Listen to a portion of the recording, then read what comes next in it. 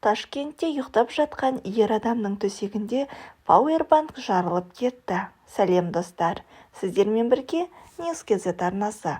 Каналыма тіркеліп қоңырау белгісін басуды ұмытпаңыздар. Ташкентте 28 қазан күні таңертең 9:00 шамасында ер адамның төсегінде жатқан пауэрбанк жарылып өртеніп кетті.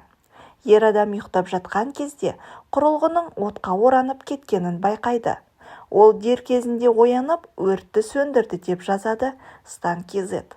Оқиғаға қатысты хабарлаған тұрғынның айтуынша, ешқандай қызметті шақырудың қажеті болмаған. Себебі ол өртті өз күшімен сөндірді. Қауіп төндіретін жарақаттар немесе зақым алмаған. Келеңсіз оқиға өндіруші компанияның назарынан тыс қалмады.